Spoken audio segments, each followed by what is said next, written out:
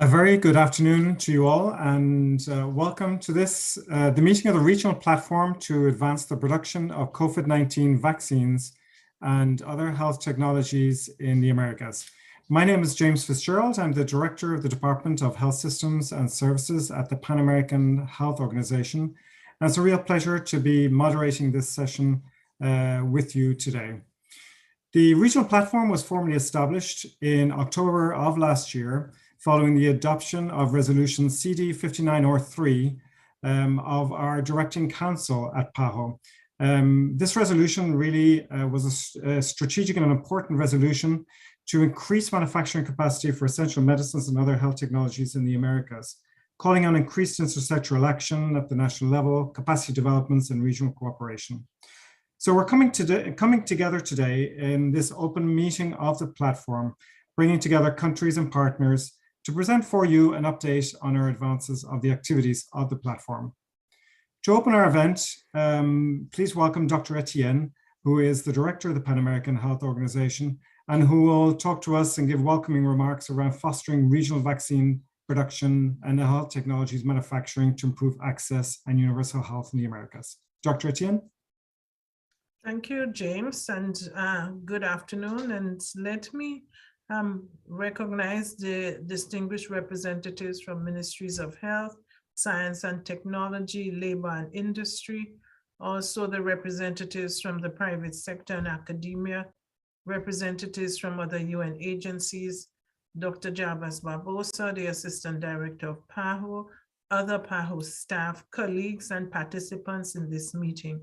Let me begin by wishing you a very good afternoon. Really, it is a pleasure to be with you here today. And once again, to see so many colleagues and friends that have been working together and advancing such an important agenda for the region of the Americas, the increased manufacturing capacity for COVID-19 vaccines and other health technologies in the Americas. And you will realize, as James said, that this resolution was passed by our member states last year. After 2 years of intensive work, the Pan American Health Organization continues to cooperate with our member states in supporting the pandemic response. And the pandemic is not over yet. We often remind all of our member states and our partners. But we are also at the same time working on how the region can transition from an acute phase of this pandemic to sustain control of COVID-19 through the optimizing and calibrating of national and regional strategies.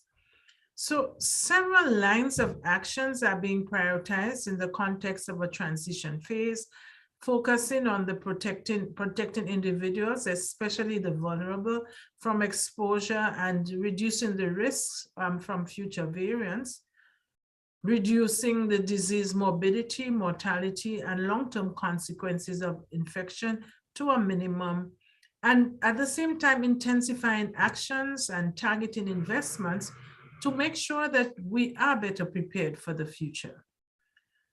The first 2 years of the response have clearly shown that investments in pandemic preparedness in non-pandemic times are critical. Critical if we are to be better prepared in the event of an international public health emergency. And that an integrated response in such times across sectors is both highly complex and requires permanent adjustment of existing strategies, as well as the adoption of new validated evidence-based tools. We have witnessed important innovations in health during this pandemic, from the rapid expansion of ICU capacity and care, the deployment of telemedicine to protect the delivery of essential health services, to the new and rapid methods to support payment mechanisms and financing in health. One particular sector has, however, made transformational leaps in the level of research, development, and innovation, and that is the pharmaceutical and biomedical sector.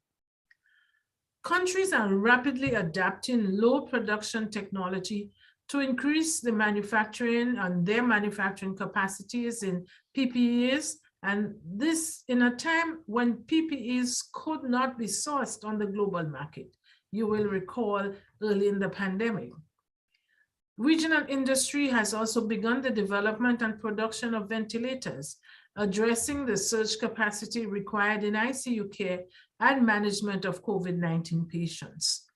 And most importantly, there is a proliferation of basic and translational research to technology transfer to support the manufacturing of vaccines which are required for the control and prevention of COVID-19. The region is now progressing rapidly in expanding its research and production base with leadership from the executive branches of government and with the participation of all sectors, actively engaging with knowledge brokers, industry, and regulators to support the rapid transfer of knowledge into the region. This achievement is noteworthy, especially given the high dependence of Latin America and the Caribbean on imports of medicines and other health technologies from outside of our region. We remain highly vulnerable to supply chain disruptions during public health emergencies, and the lack of investment and attention to vaccines, biomedical, and pharmaceutical research and development. There is clear consensus in the region of the imperative to address long-standing deficiencies in science and technology and in biomedical science and engineering that are required to generate translational research. There is further consensus on the need to urgently address the generation of ecosystems, the policy, regulatory, financial, and trade frameworks that support the development of the industrial health complex in Latin America and the Caribbean. At the last meeting of the platform, PAHO outlined 5 priorities for action in alignment with our governing body's resolution adopted by all member states last year. And I think they merit referring to. Firstly, the priority that was being afforded to increasing research and manufacturing capacity for vaccines and other health technologies must be sustained by political leaders. Secondly, countries must prioritize investments in science and technology. Thirdly, the private sector must be at the table with a commitment to innovate. Fourthly, increased regional integration is required. And finally, Latin America and the Caribbean must continue to make sure that its voice is heard. So much, therefore, remains to be done. To support actions in this area, PAHO launched the regional platform to advance the manufacturing of COVID-19 vaccines and other health technologies in the Americas in last year. The platform is a forum to coordinate across sectors, health, science, technology, and industry to strengthen the capacity to produce new technologies in the region of the Americas. It supports collaboration across countries and cooperation agencies to create the necessary ecosystems in the Americas for increased capacity to meet the needs in strategic public health supplies. And it identifies critical gaps in knowledge, research, and availability of products that require immediate attention of all actors. So through the work of the collaborative platform, we continue to support the development and incorporation of mRNA technology into Latin America and the Caribbean with the necessary technology transfer. And you will hear more on the state of advancement of these initiatives later in this meeting. We are establishing regional centers of excellence for the quality assessment and control of PPEs, an issue identified as critical to protect our health workers during the pandemic. And we are working intensively with member states on the development of the necessary ecosystems, and in particular, regulatory ecosystems. We will present a strategy on this to the member states at our governing bodies this year. In addition, and in support of the work of the regional platform, I am convening experts across multiple disciplines, from health policy to science and technology, immunology to production engineering in an advisory committee to this platform. The advisory committee will provide guidance to the director of PAHO in defining strategies with our partners to accelerate advances in the development and production of health technologies for pandemic times, and indeed to address more general regional public health priorities. It will support the regional analysis of gaps and support us as we work collectively in closing these gaps. Colleagues, as we continue to address the enormous challenge that faces us, PAHO will continue to intensify our actions in the health sector and beyond as part of the pandemic response and transition. And this is our commitment to the region. We will also continue to engage with all our regional partners and sub-regional blocs as we move forward, from Mercosur to Prosur, CARICOM to SICA to CELAC, with ECLAC, CEPI, and the OAS, with a singular focus on increasing production capacity in this region. We must address the fragmentation that is beginning to emerge around this agenda. We require to come together in solidarity and work together, because it is only through collective action that we are going to succeed. And succeed we must if we are to be in a better position to address our needs as a region for the next pandemic. So I invite all of us to unite around the theme of increasing production of health technologies in the region, an increase that should yield benefits in non-pandemic times, but puts us in a good stead that we can ramp up to face any other emerging pandemic. So we do look forward to a successful meeting and your continued engagement with this important regional initiative. And I want again to reiterate my thanks to all of the members who are joining us, and certainly those who are working with us on this regional platform. I think that we don't have a choice. We must succeed at this. We must succeed in pulling the various actors together so we can face this in a united manner. Thank you very much, and looking forward to engaging with you. Thanks. Thank you very much, Dr. Etienne, for those opening remarks. Some important reflections given for deliberation at this in this forum and beyond. So taking that, I would like to now invite Dr. Jarvis Barbosa, the Assistant Director of the Pan American Health Organization, to deliver a presentation on the regional platform and advancing manufacturing of COVID-19 vaccines and other health technologies, particularly looking at the advances and challenges to consolidate progress in Latin America and the Caribbean. Dr. Barbosa? Thank you, James. Good afternoon, Madam Director. I want to welcome all the participants in this very important meeting. As the Director has highlighted, in this meeting, we are implementing a very, very important resolution adopted by our member states last year, realizing that we cannot face another public health emergency with the vulnerability that was identified in our region, in Latin America and the Caribbean, and that was a very important barrier to improve the response to the COVID-19 pandemic. I will share a presentation with you about the platform, and I will switch to Spanish to do that. Bueno, aquí está resumen de la situación que tenemos, né, So just a quick summary of our current situation: shortages and unequal distribution of vaccines and other health technologies in Latin America and the Caribbean.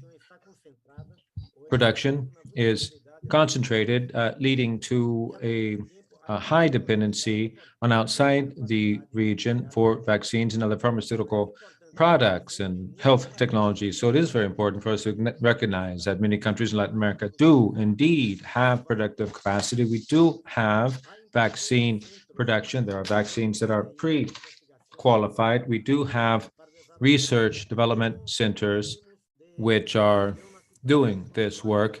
So we're not starting from scratch. There is much capacity, built-in capacity. The big challenge, as I see it, is making the right strategic decisions so that we can build on the capacity we already have, so that we can offer cooperation and coordination, so that we can all progress in this topic. It was last year that this resolution was approved with some strategic lines of action, such as to strengthen the coordination and consistency, to strengthen research, development, and logistics and production capacities, and to strengthen regional and sub-regional cooperation. Now, the Secretariat of PAHO right now is implementing this resolution with the regional platform. The main objectives are to promote initiatives for development and production, to generate information for decision-making, to develop productive ecosystems, to promote dialogue regionally and sub-regionally. We have some concrete initiatives to show for this. The first public call was made for vaccine producers based on mRNA technology. We have 2 projects that were chosen as a part of the overall WHO effort to strengthen productive capacity. We have the Biomanguinhos project in Brazil, which also is at this meeting, and Synergium Biotech in Argentina, also in attendance. We carried out our first training in South Africa in May in Biomanguinhos. The second meeting will be held, again, May 2022. We know that mRNA-based platforms can be used to tackle the current virus of this pandemic and others. And this doubtless will endow us with very important capacities in our region. I should also stress that these productive capacities are in Brazil and Argentina, but they do have the responsibility of providing access to all Latin American Caribbean countries. Work in the region has been carried out for the last 42 years in the region, and this initiative can help all Latin American Caribbean countries to benefit equally from these initiatives. We have other initiatives for topics that we became aware of during the pandemic. Here we have a case in point. Investments be made to, have been made to set up oxygen production plant in Paraguay. We saw that there was difficulty. People in hospitals and patients had a difficulty accessing the oxygen they needed. So there are other initiatives similar to the one in Paraguay being carried out on the same platform.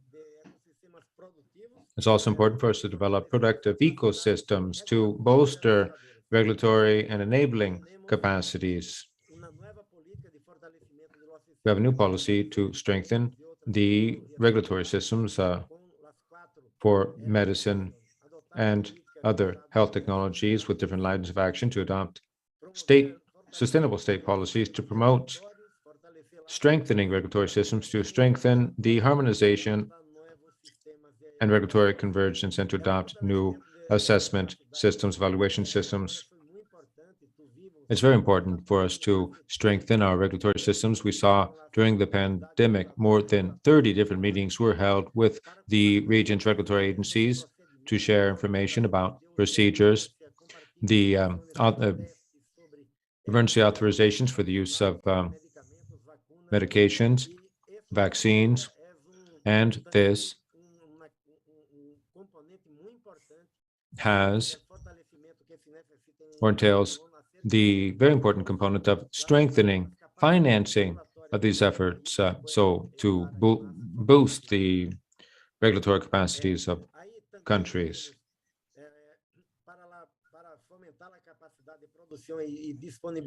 To further boost productive capacity and the availability of products, another problem that we had was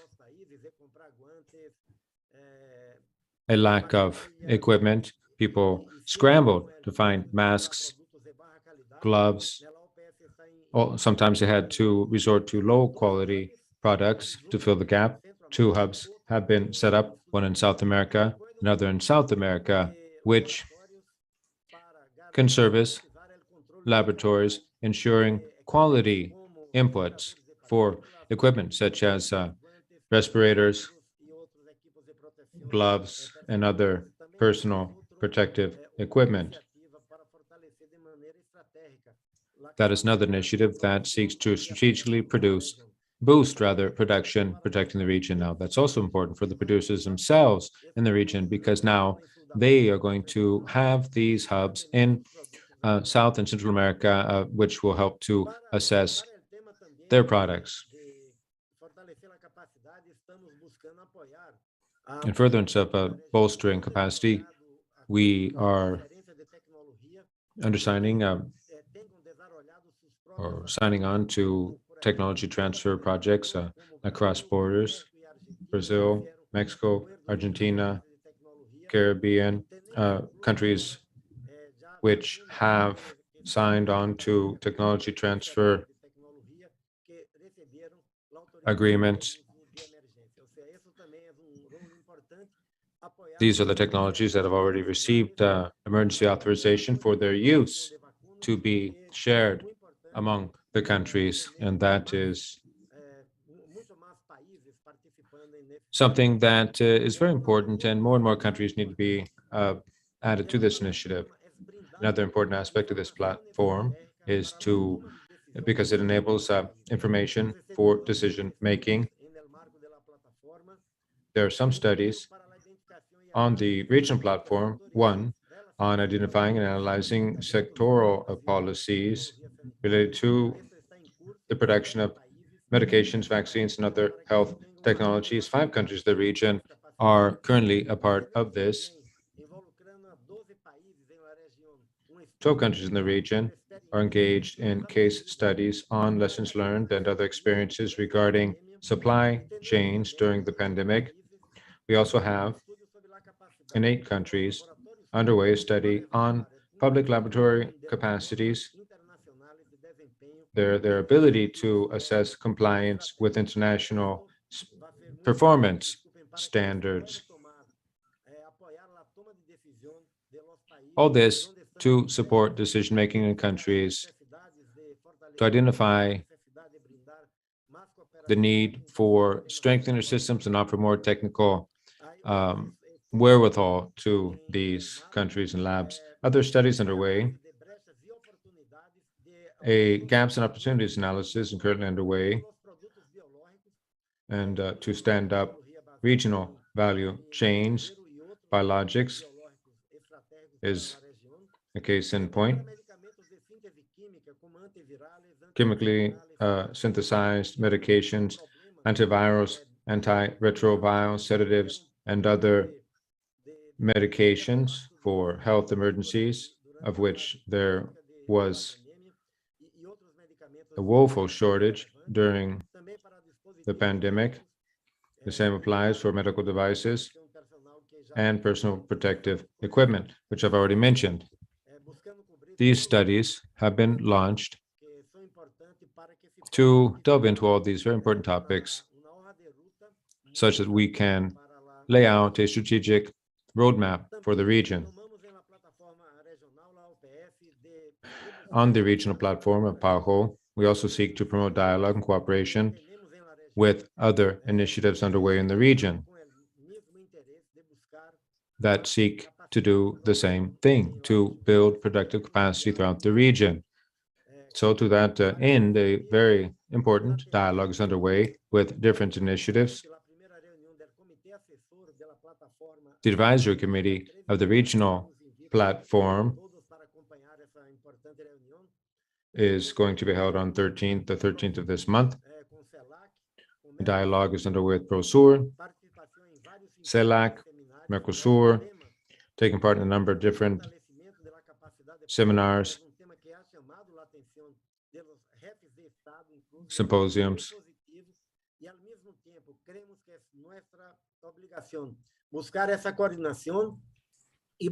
It falls to us to seek out this coordination, to make it happen, to seek out sustainable alternatives that are feasible so that we can make a positive change in our region.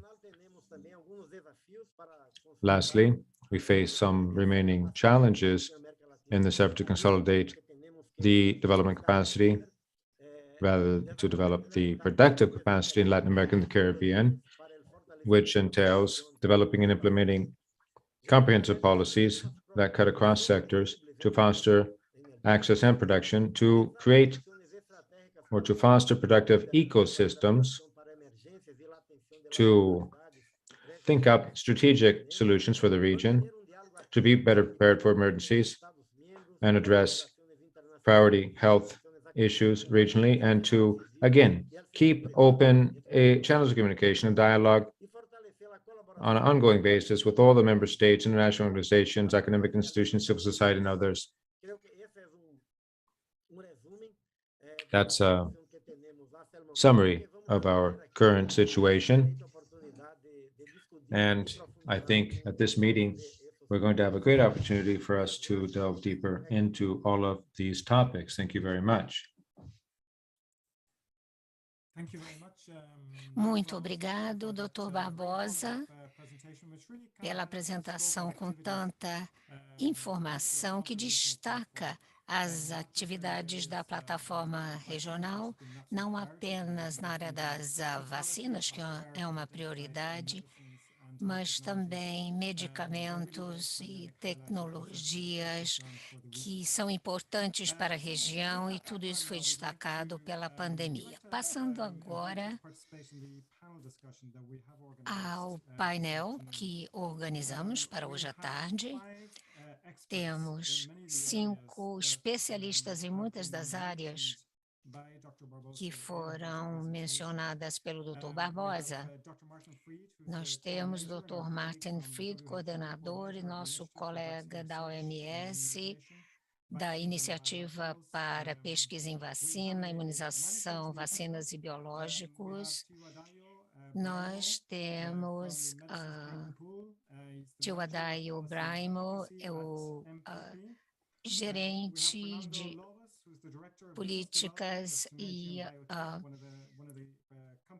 para um pool de patentes e medicamentos, Dr. Fernando Lobos, diretor de Synergium Biotech, na parte de desenvolvimento empresarial, Dr. Sotires, vice-diretor de desenvolvimento tecnológico de Biomanguinhos, da Fiocruz, e o outro parceiro aqui é o diretor de preparação para a pandemia e resposta em caso de emergências, ou melhor, a diretora para o Centro de Pesquisa em Vacinas do Instituto Nacional de Saúde, doutora Karen Bock.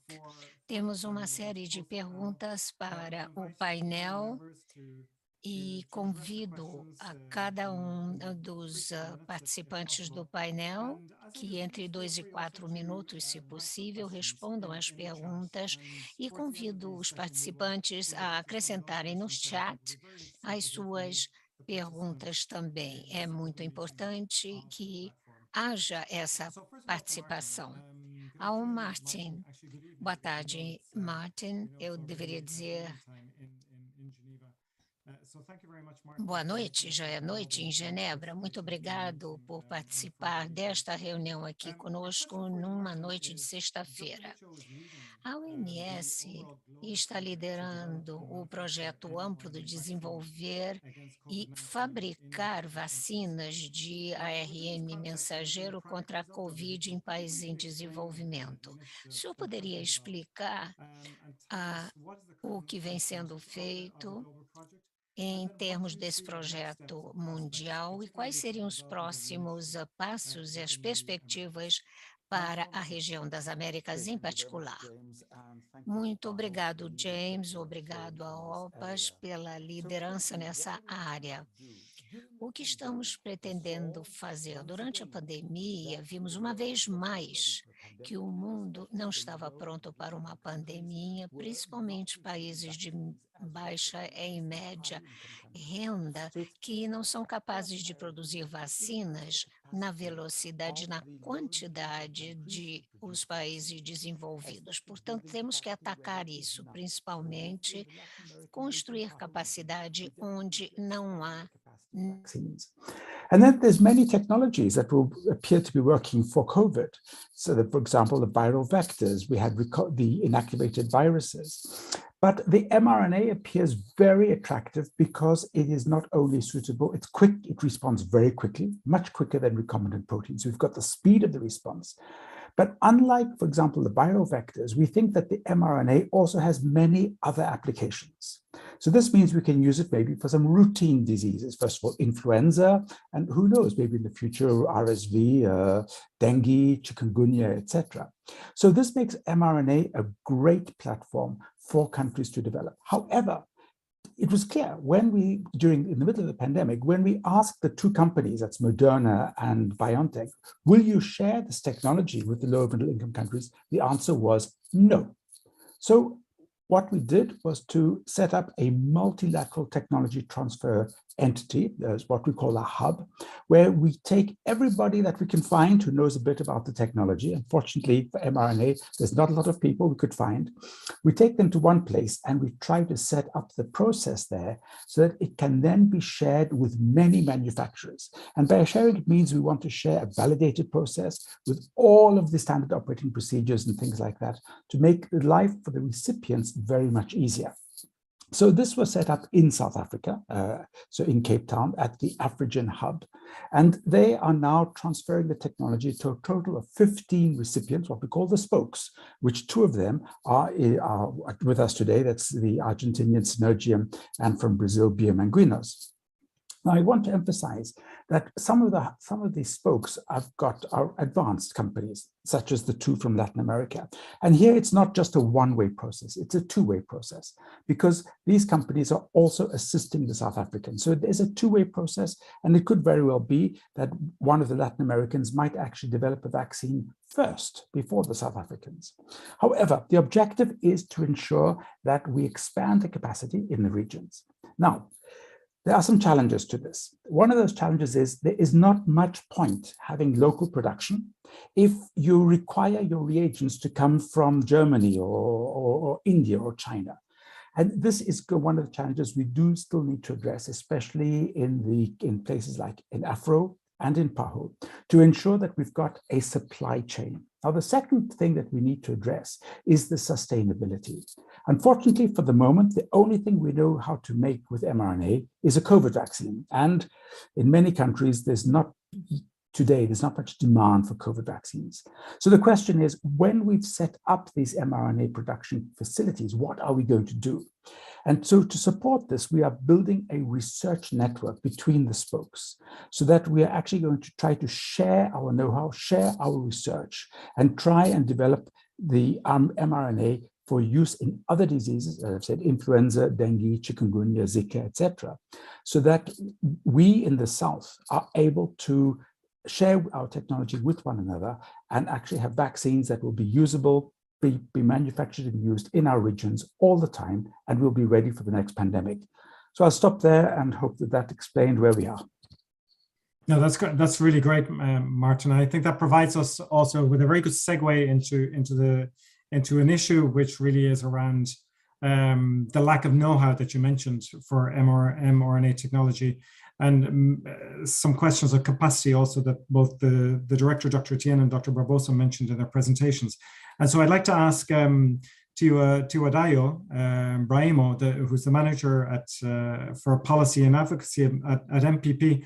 Techonologies, the Medicines Patent Pool is one of the main partners in the WHO initiative to expand manufacturing capacity for mRNA vaccines. What is your role in this initiative? What is the role of MPP in the overall development of the project? And from the perspective of MPP, how do you see a greater engagement, a greater degree of participation of companies and manufacturers actually from Latin America and the Caribbean actually participating and contributing to either this initiative or broader projects that MPP are developing?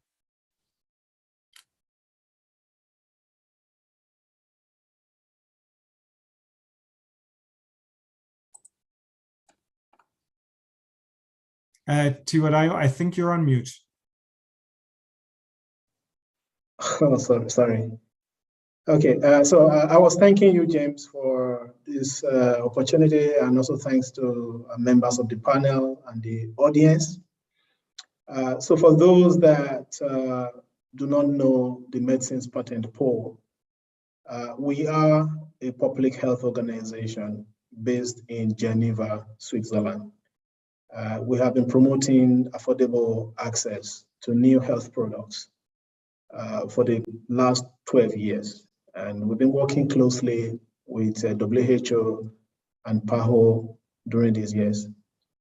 So we originally started to work on HIV medicines, and we supported affordable access to antiretrovirals in over 130 low and middle income countries through licensing and technology transfer.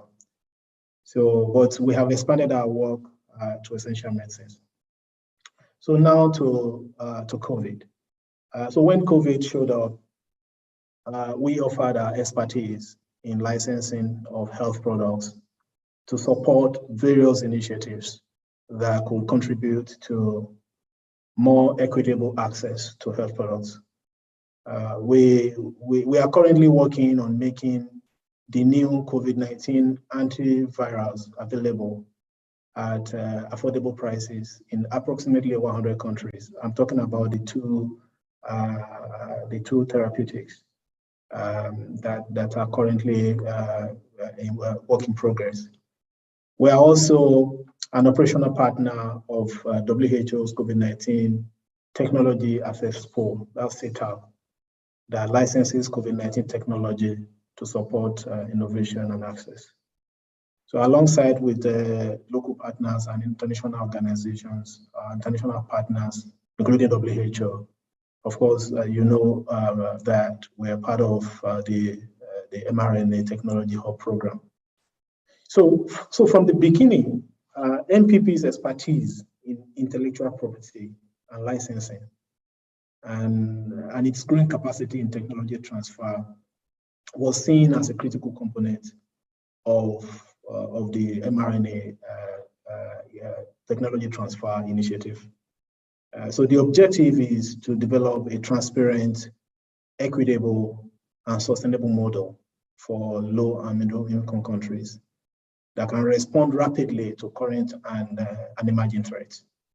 So now you were talking, you asked about the companies in Latin America. So we believe that the Latin American and the Caribbean region have significant technological capacity. And it is immensely important for this program to be able to count on the participation of two experienced companies from this region. So this is a global initiative, as we all know, to improve health and health security. So, and you know, as was earlier pointed out, the visit from Latin America manufacturers to the mRNA hub based in Afrigen, South Africa, and from Afrigen to Bao Manguinhos in Brazil is contributing to the development of an exciting industrial and research and development network that we hope will evolve in the coming months and years to become a strong network. I think the bottom line is building an ecosystem that is sustainable, where there is mutual support, and I mean, innovation could come from any of the spokes, as Martin mentioned earlier, to another spoke. Everything working together to build a system that will not only respond to the current pandemic, but the future. So at NPP, we are proud to be working with all the organizations that are, that have been part of this effort. And yes, again, we thank you for having us. I think I will stop here. Thank you. No, and thank you very much to Adeyo and also to NPP. I think your presence and your increased level of presence in the region of the Americas will be very important as we move forward, not just in this area, but in other areas as well. So thank you. Moving to Fernando now, Fernando Lobos, who's the Director of Business Development at Synergium Biotech. Fernando, can you share with us a little bit of the history of your company and its experience in biologicals manufacturing? And from your perspective, why do you think Synergium was selected to take part in this process? And can you give us an update on the advances that you've made so far as partners in the mRNA vaccine development initiative? Thank you, James. Thank you, everyone, for the invitation to participate in this important meeting. Yes, Synergium started in a couple of years ago in the previous pandemic of H1N1, and at that time, our country identified that there was a need of supply of vaccines, and there was no local production of influenza in the country. So they decided to do something in that respect, and calling for a tender and involving a project with local production made Synergium possible to partner with international companies and bring the technology to Argentina. So that was the initial step, and then we made same agreements with Prevnar 13 with Pfizer and HPV Gardasil 4 with MSD. But also we are sister companies of mAbxience, that is an important company that has broad experience in complex biologicals and monoclonal antibodies, etc. And they have their facility close to us. So for this important project, we partner with them because we think we have both part of the knowledge that we can bring into the table.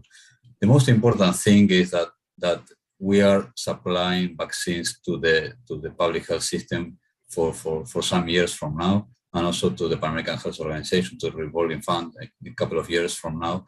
And that is giving us an experience and an expertise on how to deal with these vaccines. You know, influenza is very timely because it changes every year. So it's very stressing the timelines of production, and that exercise and knowledge is very valuable for new diseases or vaccines that we need to introduce.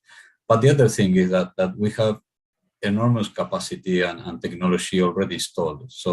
So when this project came to our hands, we thought we have to be here. I mean, we have something to contribute because we have the capacity, we have the technology, we have the quality standards at a very high level. mAbxience, for example, was audited by the European agency and approved for one of their products. So it's very important that the capacity is already here in our case in Argentina. The same happens in Brazil, and that's the role that we may play. And this networking is not only in two ways. I mean, Africa to us and us to African, but it will connect all the dots. So as soon as other members of the hub start participating in the hub, we will be sharing information, sharing knowledge, and in fact, it's already occurring now with Biomanguinhos.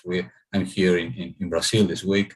We had enormous interactions and collaborations with the Brazilian team.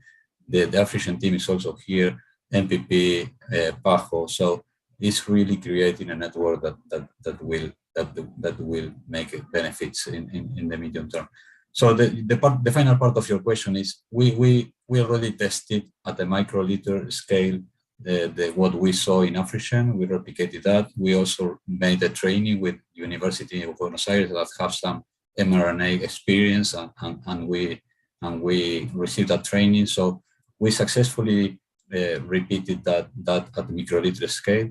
Now we are buying some equipment for the final part of the process, but also we are working closely with MPP and to WHO to finish the roadmap and the conceptual plan to decide which equipments and which process we need to set for the next scale and move ahead buying those equipments in the following months. So basically, that's where we are, and I think we are little by little making good progress. That's very good to hear, and congratulations on the advances being made. And you really touched on an issue there, which is the regional perspective, the regional implications for this project. Even though it's being developed through Argentina, it has regional implications in terms of supply for the region as a whole. So I'll move now to Sotiris and build a little bit on this. Sotiris, we know that Biomanguinhos is developing an innovative vaccine against COVID-19 based on an mRNA technology. So Sotiris, what is the current status of this project? And what are the main challenges you see for its production in Brazil and other countries in the region? How do you see this project complementing the WHO and PAHO-supported mRNA vaccine technology transfer initiative? Thank you very much, James, and thank you for inviting me in this panel. Biomanguinhos indeed is developing its own self-amplifying RNA. We had previous RNA experience. We were working with our RNA vaccines, therapeutic vaccines for cancer. So we switched our force into the COVID vaccine. We had some very good initial results, so we're doing preclinical studies. We have partnered to improve our formulation. And at the same time, we're doing a lot of things in parallel, obviously, to accelerate the development. So we're putting together the analytics, the quality control, we're putting together our industrial plant for RNA production. So at the same time that we're advancing on the development of the vaccine, we're also advancing on the other front so that we're ready to produce clinical lots or go to full production if we're successful in the development. And that comes very much in alignment with our interest to be part of the HUB program. We applied when the call came for the Latin American countries and the Caribbean, and we were selected both because of our technology and because of our willingness to produce, to have an RNA platform. And our participation is complementary, or I think it's part of the initiative, because we had the commitment to have the RNA technology here, and we have the commitment to transfer our technology to others if our technology is successful, or accept to co-develop or tech transferring if any of the other initiatives is more successful than ours. The important thing at this moment is that we have the platform locally, that we have the production capacity, we have the development capacity, so we can attend future responses either to epidemics or pandemics, but also to regional needs. We have, like Martin said, we have needs for Zika, dengue, chikungunya, malaria that is different from the African malaria. So there are not a lot of potential initiatives that we can follow up. And being part of the hub puts us within a network that we can get support from groups like MPP, like PATH, that have been here this week and has been of great help. We had some very productive discussions on how to set up things that we lack the experience. I mean, we have experience in producing biologics and vaccines, but we've never produced an RNA vaccine. So scaling up, putting up the production and establishing the quality control and the analytics to get the product to the market as quickly as possible is of the essence. And being part of that network, we hope that it will help us accelerate and will help the whole region develop the technology, because we are committed to have both training and license out or tech transfer out if that's necessary.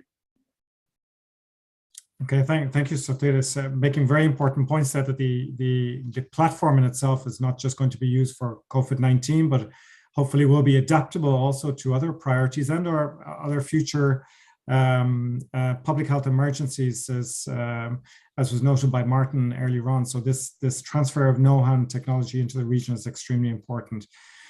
So thank you for that. So let me now move to Karen Bock, who's the Director of the Pandemic Preparedness and Emergency Response in the Vaccine Research Center at the National Institute of Allergy and Infectious Diseases, the NIH here in the United States. Karen, could you briefly introduce, for those of us who are not fully aware of the scope of activities of the Vaccine Research Center at NIAID, and how do you see from the perspectives of the NIH the opportunities to collaborate to strengthen capacities throughout the specific highly technological development cycle of mRNA vaccines in Latin America?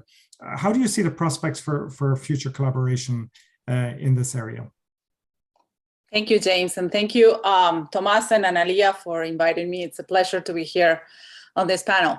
So just as you asked, first a little bit of an introduction to the Vaccine Research Center. So we are a government-owned vaccine production kind of biotech. We do have our own R&D, we have our pilot plan, we have our formulation, but we're still government-owned, and our mission is to respond to public health emergencies.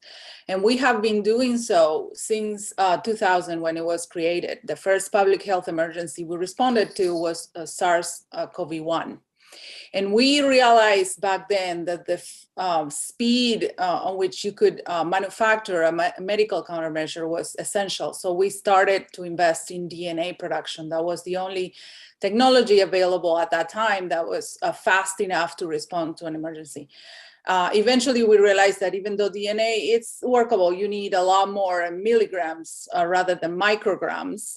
So we, of course, started collaborating with Mrna early on to develop vaccines based on mRNA. So basically, the VRC has been the integral part of NIAID, responding by giving the government the medical countermeasure, the vaccine or the monoclonal antibody, and helping with scientific knowledge and advisory to take that monoclonal or vaccine all the way to implementation. And we were part of Operation Warp Speed, doing that in the 9 months that took us to approve mRNA and Pfizer. Our R&D technology is in most of the coronavirus vaccines, except for AstraZeneca, that the USG supported. So we were very integral to the response, and we continue to be.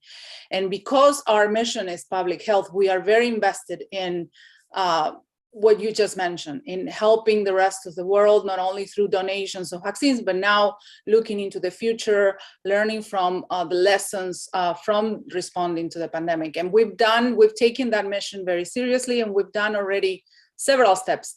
We were already part of the WHO Collaborating Center that started in 2018. We've immediately engaged in your hub. We thought that the WHO naming a hub and organizing the world was an excellent idea. So the Vaccine Research Center itself just signed an agreement with Afrigen, where we are going to transfer all the technology we have for DNA, and also we are ourselves starting up our mRNA technology as well. So we're going to do it together. And Afrigen is coming over to learn what we know. And Petro, their managing director, was here already. We are also in discussions with MPP and CTAP, because we have a very strong, robust pipeline with medical countermeasures or vaccines or monoclonals to most of the emergency viruses that you can think of. So how we can contribute to that effort as well, because it's also an excellent idea and an excellent organization again. And we've been in discussions with one of your spokes, with Fiocruz. We've had a relationship before. They visit us, we talk to them, we align our gaps. So we started by providing expertise and help on how they're going to design their phase 1 trial. That was one of the requests. So we started doing that with them. And they're coming back next week in order to continue our discussions. They're visiting our formulation plant next week to continue discussions on how we can collaborate and help, even though, as we all are, we're really stretched in our capacity to do things because we're still, unfortunately, responding to an emergency. But as I said, we're very passionate about this mission, and we are doing everything we can to support this wonderful effort that you're discussing today. And thanks, Karen, and thanks so much also to the NIH and NIAID for your continued support. And that brings me back to Martin, actually, because Martin, we've heard of such around really an intense level of exchange and knowledge brokering and transfer of knowledge and even technology that's ongoing between all the partners around this. But you mentioned something that really is critical, and that really speaks to the issue of the supply chains. So how do you envisage, from WHO's perspective, Martin, the linkages and the articulation of all the spokes globally in the organization and the decentralization of supply chains? We often hear about near sourcing, for example, in this region with regard to some of the larger markets, or the simplification of supply chains. But how, from the perspective of WHO and this initiative, can you talk a little bit around some of the challenges that we'll be facing in terms of decentralization of supply chains? Okay, thanks, James. You're absolutely correct. The supply chain is going to be a major problem. So when the next pandemic happens, everything from the glass vials, the rubber stoppers, the plastic bags that we use for our fermenters, all the way through to the nucleotides, the enzymes, the tissue culture media. If these are being produced in our northern neighbor, where you're sitting right now, it's very likely that these will once again be limited, not available for export, because they're going to be used by manufacturers in the USA, Germany, etc. So first of all, at the regional level, we need to make sure that there is some regional capacity. Now, in the Latin American situation, I'll just talk there for the moment. What would be ideal is that you've got a few countries that are producing the vaccine. It would then be ideal if other countries were producing some of these essential reagents and supply parts of the supply chain. This means that you build up an interdependency. Again, very dangerous to have your products coming only from a single source, because if something happens to that source, then you run into problems. But within a region such as the PAHO region, this could be possible. Now let's expand that more globally. It might not be economically viable for a facility producing plastic bags in Latin America.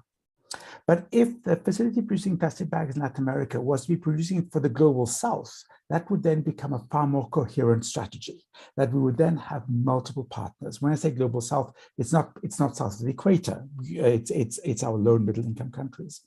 So what we need to be thinking of here is rather a network of interdependency, where the South is helping the South. Unfortunately, we saw during this pandemic that the moment that somebody has a need to vaccinate their population, if they're a producer, they will not export until that happens. And then we're going to have a situation where somebody says, well, I've got the plastic bag. So if you don't sell vaccines to me, I won't give you the plastic bags. So we need to create this interdependency. Otherwise, we are once again going to have this inequity. And I do want to remind people, 1976, there was a swine flu outbreak in the USA. Only a single person died, but it caused a lot of scare. And at that time, Canada asked the US for vaccines. And the US said, well, no, we're going to vaccinate our own population first. And Canada's vaccine production capacity for influenza had been left to rust. And as a result, Canada had to rapidly respond and get vaccines in from other sources. But this shows that it's not only the poor countries that are facing this. This can happen to anybody. So for the supply chain, we need to build, first of all, regional interdependency, but that might not be economically sustainable. So beyond that, we need to think about global interdependency.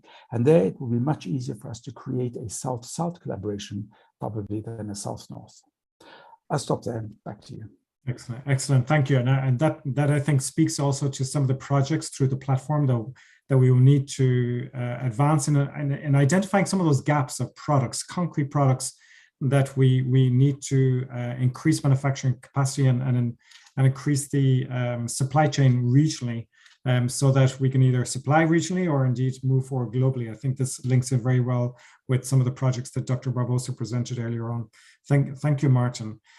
Fernando, building a little bit on this then, in what way do you see, for example, the incorporation of the knowledge that we're garnering amongst all the partners and indeed well beyond, noting the level of interaction that's ongoing in the region also with through the multiple initiatives that we've seen developing. To what extent is this knowledge and an innovation that was mentioned earlier in the meeting is really permeating into the private sector? How is the private sector engaging in this? And how do you see then this contribution to better regional preparedness in the event of future emergencies? What did you see in terms of other potential contributions coming from the private sector that can strengthen the supply chains? Does the private sector have sufficient knowledge in terms of what products are actually needed in the face of future emergencies? Well, regarding the products and what will be needed for future pandemics, I think there's a lot of things that is being done by WHO, the R&D blueprint, for example, and also what is being done here in the Americas, because also we are having this kind of discussions, and I know Pajo is leading that, and which are the needs for our region specifically, and for sure the same is happening in other parts of the world. So we will try to collaborate in that sense, trying to align with what is needed regionally, but also we may have other interests as private companies or other collaborations one-to-one, like for example, Confiocruz in this case. But going back to the supply chain, I think that if we are clever enough and we build a very strong project that we are on, where we are using almost the same materials or the same kind of consumables, etc., we will have a procurement purchase that will be very important. So in the future, the suppliers will, and it's already occurring. In fact, they are approaching us and they are trying to understand how this hub is shaping and how they can collaborate. So I think that we are having some conversations, not only with materials but also with the buyer suppliers and etc. that are needed, and we need to find a way of building, as Martin said, building those capacities in our regions. I think there's room for investing there. Of course, there's a financing issue also, but if the market is there, and if we have a network where all these materials can then be shared, it's a procurement power that is very important. Yeah, that's very true. Thank you for that response. And I think it kind of, as we're transitioning, you mentioned in terms of the pandemic, and Dr. Etienne mentioned very much at the beginning, we're in a process, an evolution, and hopefully we're transitioning from the pandemic. And with that, we see global demand for vaccines against COVID-19 actually declining. So I'll move to Sotiris and ask Sotiris, from your perspective, why do you think the development of vaccine production capacities then in Latin America remains strategic? Should we be able to depend on producers outside of the region, given that we've all heard? What are the main key areas that we need to focus on to ensure ensuring that the real challenge for the region, which is the question of sustainability in the manufacturing and the development projects, so that we can have that base prepared, installed, and ready for operations in the case of a future pandemic. Thank you, James. Well, we still don't know how the COVID pandemic will go. We don't know if we came to an end. We don't know if we'll continue having a vaccination or if it will even become an annual vaccination like the influenza has been. So developing locally a COVID-19 vaccine is still relevant for us, exactly because of this unclear future. And although we have technology transfer from other COVID-19 vaccines in Brazil, there are a lot of terms that are specific to the pandemic.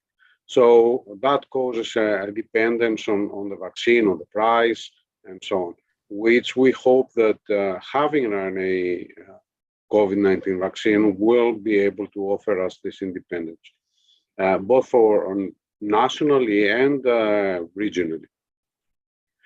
But beyond that, the part of sustainability is a little bit of what I said before. One of the most important characteristics of the hub, of this initiative, is to establish a collaboration that will provide vaccines for other regional needs. So far, we have been dependent on most of the vaccines we have actually in Biomanguinhos in Brazil, and like Fernando said about theirs in Argentina, are coming from technology transfer of big pharmas. So this program is potentially changing the playing field. We're coming, instead of having to rely on a big pharma to tech transfer a vaccine for our needs, we can start developing vaccines. And also having a variety of vaccines within our portfolio that are not just COVID provides a sustainability in our manufacturing. So we're having this discussion internally about our production plan, and we're thinking of producing campaigns so that we can address COVID if there is need, or other potentially endemic diseases. And that will keep our plan running throughout the year, or for the best part of the year. And that's very important because in terms of epidemic preparedness as well, we wouldn't like to have a closed, dusted production line that will only turn on if or when the next pandemic comes. It's important for us to have a pipeline of products that we can produce locally, potentially offer to a national immunization program.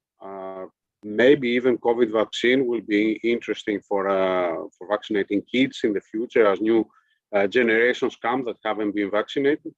We don't know yet. So that's very important. But one of the problems that we still face is what Martin discussed in his question. That is the supply chain. Both for the vaccines that we're producing now and for what we're planning, we still have a dependency in the supply chain. And we are looking internally with other institutions in Brazil or even within Fiocruz to see if at least some of the first reagents that we'll need for an RNA vaccine can be produced locally. And during the visit in South Africa, we had the chance to talk with other partners about that part of the production, so that there is this interdependency that guarantees supply chain for us and guarantees vaccines for other groups or other countries. Okay, thank you, Sotiris. And before I move to the last question for Karen, please feel free to write any questions. I know we have a few that we'll get to in the chat, but if you have any questions for the panelists, please feel free to write them in the chat, and we will get to them after this final question to Karen. So Karen, we hear from Soteris also the need to have additional products and the platforms ready for it. And we know that there is a significant production base in the region, not just in Brazil and Argentina, but in Mexico, Colombia, Chile, even Ecuador, Peru, and other developing countries. There is that manufacturing base in the region. From the perspective of NIAID, what other technologies are part of the VRC portfolio that could be of interest to countries for development and production in Latin America? Excellent question. And I think, by the way, the supply chain issue is huge, and it's a huge problem for us as well. So it's not that the US is, I mean, I don't know if you know, but we funded only companies that could manufacture in the US, but they still have the same supply chain issues. So I feel for you. So the VRC, the Vaccine Research Center, which is the only part of the NIAID that has their own intramural manufacturing. We do DNA, as I mentioned. We do vectors as well. We manufacture vectors-based vaccines. We also manufacture protein either by transient transfection or by stable cell line development, CHO cell lines or HG293. And we do manufacture, of course, not only vaccines, but also monoclonal antibodies. As I mentioned, DNA vaccines, and now we're starting not only to manufacture mRNA, messenger RNA, but also to bring in expertise for lipid nanoparticle formulation, because we don't want to be dependent on certain patent-protected formulations for either Moderna or BioNTech or other companies that provide the lipid nanoparticles, which are an integral part of the formulation of the mRNA vaccines. And we also have several adjuvants in-house that we develop and utilize. Mm-hmm. Okay, that's great. So there's great opportunities. I think the message really is to hear the great opportunities that exist for developing of future region-wide projects. And thank you, Karen, for that. Let me go to the chat, and I will ask. I will have a look at some of the questions that have come in. One is from Elizabeth Ferdinando, I believe, or Ferdinand. Excuse me. It's so maybe Martin, I'll give this one to you. Why are we only talking about the mRNA platform for which these initiatives are being done? Are we only talking about mRNA, or are there other initiatives that are ongoing? Okay, very good question. So the reason that we began with mRNA, and I want to emphasize there will be others, is because of its broad applicability. So as I said, we really think that mRNA has got a future sustainability, because we think we'll be able to make Zika, chikungunya, malaria, etc., using mRNA. That means a factory that is producing mRNA would also, for COVID or for pandemic influenza, would actually be able to be sustainable year to year through producing influenza vaccines and things like that.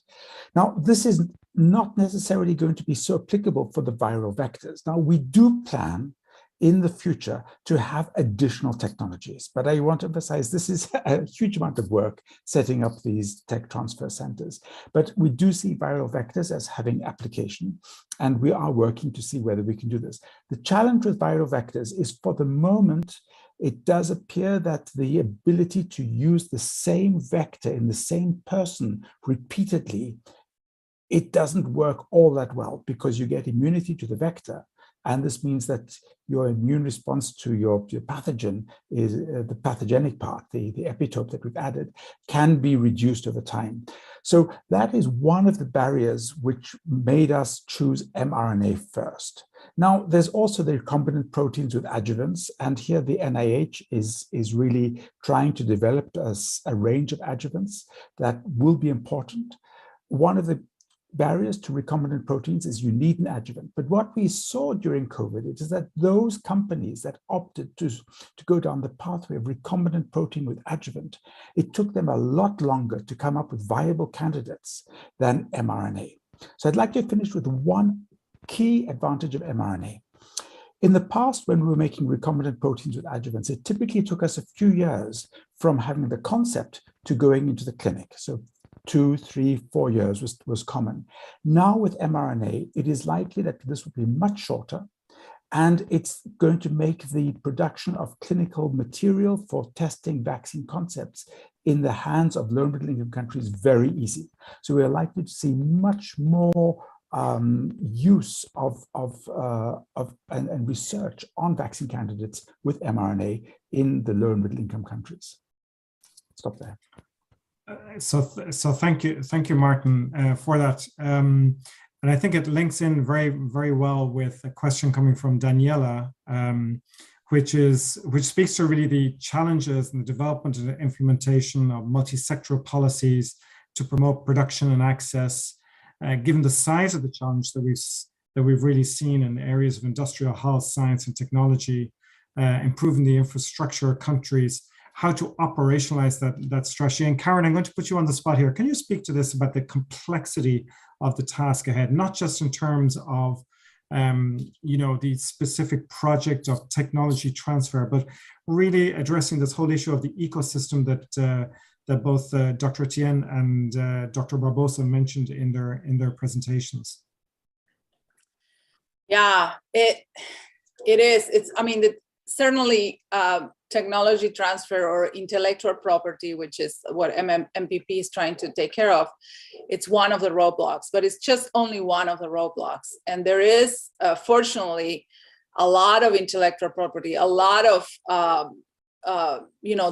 vaccine design and vaccine knowledge that is their mission is towards public health. So we do have access to a ton of intellectual property and a ton of vaccine designs. The problem for us, even when we started the pandemic and say, hey, you can have our vaccine, please have it and do it. Even if you say that, and if you say, hey, this is our property and you do whatever you want, because first of all, that is our mission. And second of all, we don't file in the whole world. So there are regions of the world that can use it without even our permission. It's hard to, there's many other parts of that ecosystem that, first of all, which vaccine, we had 80 vaccines to choose from in May of 2020. Which one were we going? So you have to have a huge knowledge and basic understanding of which one, if you have the capacity to bet on one, which one is that going to be? Second of all, how do you not only do all the parts of a vaccine development from a phase 1, and like Martin said, it took us only 60 days from design to the first in human trial, but how are you going to pull that off? Because you need a multidisciplinary team. It's not only having the design or having the manufacturing plan. You need a regulatory, clinical, you need manufacturing, you need 1,000 people team to pull this together. So it's so nuanced and so complex, the business of making a vaccine, not even to mention that by the time you get to an approved vaccine, at least in the United States, you have trouble convincing people to take it, which is, not an easy thing to solve either. So I don't know if I've answered your question, but my answer to that is there's many other roadblocks as important as the ones we mentioned today. Right, that we will have to address as we move forward. Yeah, no, thank you, Karen, for highlighting that. Teodayo, I'm going to give you the last word. There's a question here around in terms of really, my understanding, interpret the question in terms of increasing and testing production capacities. From your perspective, from the perspective of MPP, really engaging more manufacturers in this region to participate, to produce those strategic public health supplies that are required by our public health programs. How do we do that? How do we get the private sector more engaged in some of the initiatives around pooling of knowledge, around voluntary licensing, and how can we get more engagement of manufacturers into the MPP initiative moving forward? All right, thank you very much, James. Maybe this question relates to therapeutics or other products outside of vaccines, and not necessarily getting to decide spokes. If it's about spokes, the WHO, I mean, maybe Martin will be a better place to answer the question. But if it's about getting companies in the region to participate in in our process of getting licenses. So the way it goes is that MPP usually publish invitation for expression of interest when there is a new innovation that it has received license or it has signed agreement for with an originator. So the expression of interest is published for companies to vie for. So companies apply, and it follows the assessment of those applications follow a transparent process. Usually, a blinded process is applied, and companies that meet criteria, certain clearly spelled out criteria, are then brought on board, and agreements are signed, and so on and so forth. So the process is very well transparent, and it's available on our website. So if you go to Medicine Patent Pool website, www.medicinepatentpool.org, the process for getting companies to apply and to get licenses that are well spelled out. That's great. Thank you. Thank you very much, Tiwadayo. And thank you to all the panelists. I think it's been a fascinating panelist. You've been great panelists, really sharing your knowledge and depth of analysis around this issue, not just from the technical expertise, but also really in terms of contextualizing the challenge and the opportunities that really lay ahead of us. So thank you to you all for participating actively in this, and thank you for participating in the activities of the regional platform. And with that, I will hand over to Dr. Barbosa for some closing remarks for the event. Dr. Barbosa? Thank you, James. And I also want to thank you all the participants of the panel. I think that it was a very interesting panel.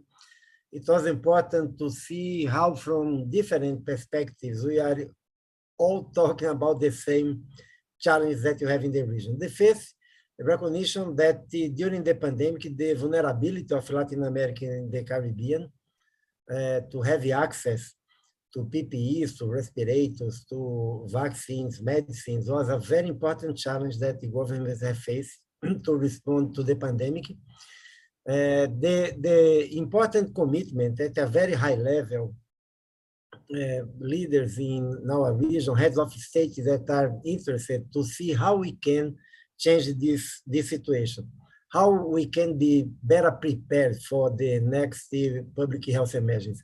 But I'd like to also say that it's not only to be prepared for next pandemic, but also to reduce the vulnerability, because even to have access to medicines that we need to respond to non-communicable diseases, to cancer, to many other things, we are totally, we depend on importation.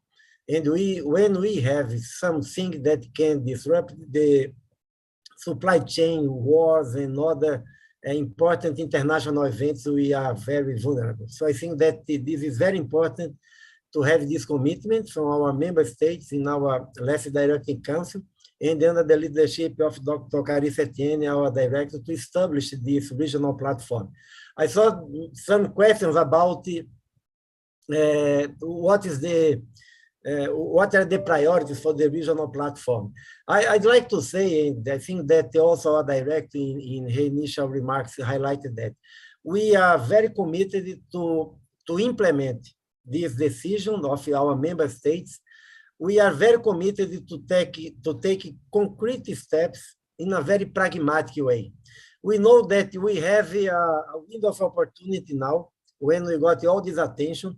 So it's very important to present it to our member states, projects that are feasible, that can be implemented in our region, projects that are really making a difference. And for instance, is it really important, for instance, to have all the technologies being implemented now, or is better to make this to make this effort to implement a novel technology like RNA vaccines that can be used for other virus diseases, for influenza, for Ebola, for Zika, chikungunya, dengue, and others viral diseases that you have in the region. So we made this decision to include, and we want to thank the medicine patent pools, our colleagues in Geneva, to have accepted that it is important to have Latin America and the Caribbean participate in this global effort.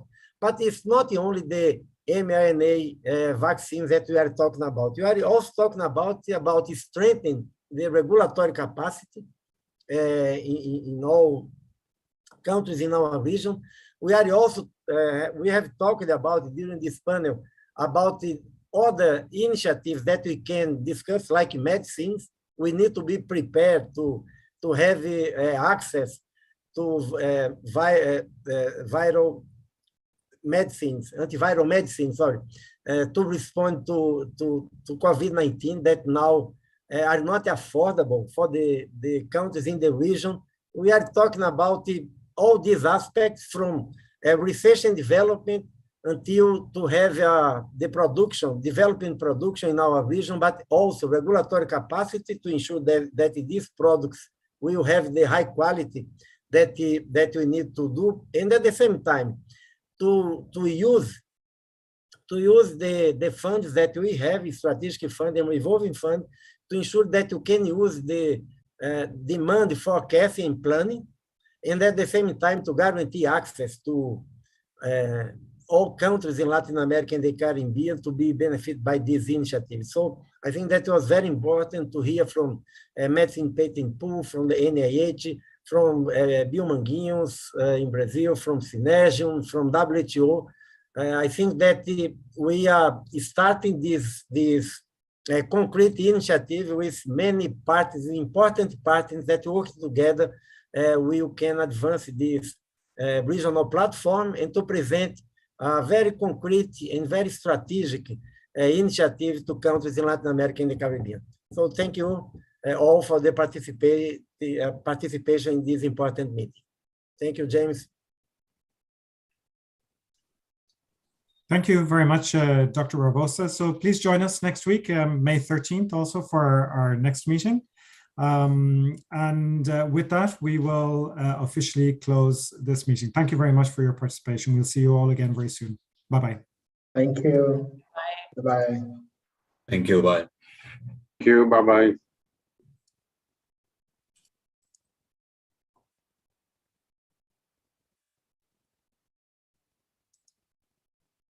Okay, bye everybody.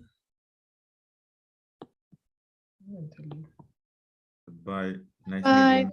meeting. Nice meeting.